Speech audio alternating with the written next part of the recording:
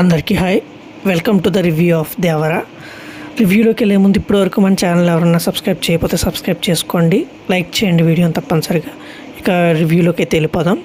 అసలు స్టోరీ విషయానికి వస్తే సముద్ర తీర ప్రాంతంలో ఉండే ఒక తెగ సముద్రం నుంచి రేవులు వస్తున్న రేవుల్ని వాటి మీద దాడులు చేస్తూ ఉంటారు.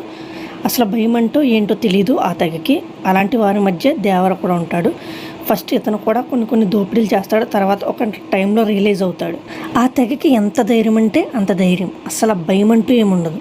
దేవర మనిషిలో ఇంత ధైర్యం ఉంటే ప్రమాదం అని గ్రహించి తన తెగను చూస్తాడనమాట. అది నచ్చని బైరా అంటే ఎవరు? సైఫ్ అలీ ఖాన్ దేవరపై తిరుగుబాటు చేయకుండా స్నేహం చేస్తూ నటిస్తూ ఉంటాడు. టైం చూసి దేవరాన్ని అంతమొందించాలని అనుకుంటాడు.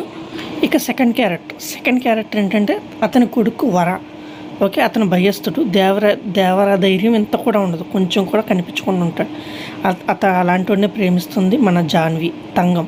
తన పేరు తంగం అనమాట, జాన్వి అనే అమ్మాయి. ఇలా స్లోగా జరుగుతున్న మూవీలోకి సడన్ ట్విస్ట్. అదేంటంటే బైరాకి టైం వస్తుంది, అంటే దేవరని చంపే టైం వస్తుంది. అదే ఇంటర్వెల్ సీక్వెన్స్. అసలు ఏం రక్తపాతం భయ్యా, అస్సలు మొత్తం అక్కడ ఇచ్చే అనిరుద్ధి ఇచ్చే బీజియం అయితే ఎక్స్ట్రాడినరీ, గూస్ బంప్స్. అసలు చెప్పవసరం లేదు, చాలా బాగా బీజియం ఇచ్చాడు అనిరుద్ధ్.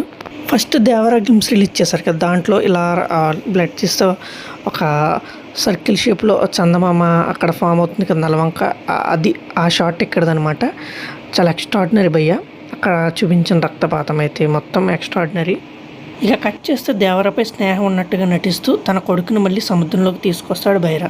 ఇక కట్ చేస్తే కొన్ని రోజుల తర్వాత తెలుస్తుంది అసలు మన తండ్రిని చంపింది సైఫ్ అలీ ఖాన్ అనగా బైరా అని తెలుసుకుంటాడు. అప్పుడు అసలు వచ్చే ట్విస్ట్లు ఏంటి, ఏం జరుగుతుంది ఏంటి అన్నది మిగిలిన కథ. అసలు దేవర బతికే ఉన్నాడా, బైరా చనిపోయాడా, బతికే ఉన్నాడా, ఇవన్నీ ట్విస్ట్లు, ఇవన్నీ కూడా మీరు తెర మీద చూడాలి. ఇక ఫస్ట్ ఆఫ్ ఆల్ ఈ మూవీ కమర్షియల్ సినిమా అయినప్పటికీ కూడా కొరటాల శివ గారు అంగులు చేర్చి ఇంకా రెట్టింపు అయితే చేశారు మూవీని స్పీడ్. కొరటాల గారి మూవీ తీసుకుంటే కనుక మిర్చి అయితే, జనతా గ్యారేజ్ అయితే శ్రీమంతుడు, ఒక ఊరి కోసం ఒక యూనిక్ పాయింట్ ఉంటుంది.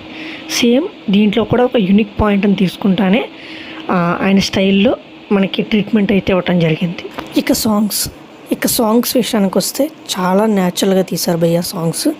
చుట్టమల్లే సాంగ్ అయితేనేమి, మనకి ఇంకా ఆయుధ పూజ మనకి రిలీజ్ చేయలేదు, మూవీలో అయితే మాత్రం నెక్స్ట్ లెవెల్ సాంగ్ అది. ఎన్టీఆర్ గారి స్టెప్స్ చాలా బాగుంది. ఆయుధ పూజ సాంగ్, టైటిల్ సాంగ్, ఇవన్నీ కూడా సాంగ్స్ కూడా, దావూదీ సాంగ్, సాంగ్స్ అన్నీ కూడా చాలా బాగా నీట్గా తయారు చేశారు. నెక్స్ట్ మూవీకి హైలైట్ పాయింట్ అనిరుద్ధ్ బీజియంతో అట్లా కూర్చోబెట్టేశాడు భయ్య. మామూలు బీజియం కాదు, కానీ జైలర్ అంత బీజియం అయితే ఇచ్చాడని అయితే నేను అనుకోవట్లేదు. కానీ ఓకే పర్వాలేదు, బాగానే ఉంది అని అయితే అనిపించింది. బీజిఎమ్స్ అయితే బాగున్నాయి, కంపోజ్ చేసిన బీజిఎమ్స్ వరకు. బట్ ఏంటంటే జైలర్ రేంజ్లో అయితే మనకి రజనీకాంత్ గారి మూవీ ఆ రేంజ్లో అయితే అంత లేదు. ఓకే పర్వాలేదు, మరీ అంత కాదు కానీ ఓకే. నెక్స్ట్ రత్నవేలు గారి సినిమాటోగ్రఫీ నెక్స్ట్ లెవెల్ ఉంది. చాలా ఎక్స్ట్రాడినరీగా డిజైన్ చేశారు ప్రతిదీ కూడా. సెట్స్ అనేది ఎవరు వేసారో నాకు తెలియదు, కానీ సెట్స్ అయితే మాత్రం బాగుంది భయ్య. నిజంగా ఆ ప్రపంచానికి వెళ్ళిపోతున్నట్టు ఆ విఎఫ్ఎక్స్ గ్రేట్ విఎఫ్ఎక్స్. ఓకే, అదేదో మనకి స్పార్క్ సరిగ్గా సెట్ అవ్వలేదు అని అయితే ఏదో కామెంట్స్ వినిపించాయి, కానీ ఓకే పర్వాలేదు. మరీ ఇంకంతకంటే ఏం చేసేస్తారు చెప్పండి? ఏదో కామెంట్ చేసి 1,00,000 కామెంట్స్ చేస్తారు, కానీ ఇంకంతకంటే ఏమి చేయలేము. ఇది మూవీలాగా చూడాలి, మరీ ఓవర్ ఎక్స్పెక్టేషన్స్ పెట్టుకోకూడదు. నెక్స్ట్ వచ్చేసి ఇంటర్వెల్ బ్యాంక్. ఆ ఇంటర్వెల్ బ్యాంక్లో వచ్చే నీటిలో వచ్చే రక్తపాతం ఏదైతే ఉందో అది మేజర్ హైలైట్. చాలా బాగుంది భయ్య, ఇంకా అసలు ఏం చెప్పలేం. నెక్స్ట్ వచ్చేసి మెయిన్ క్లైమాక్స్ నెక్స్ట్ పార్ట్కి చాలా లీడింగ్ ఇచ్చారు. అసలు ఏమవుతుంది ఏంటి అలా పెట్టేసి వదిలేశారు పాయింట్ని. ఇక హీరోయిన్ పాత్ర చాలా చిన్నది. జాన్వీ కపూర్ చాలా చిన్న పాత్ర అయితే పోషించడం జరిగింది.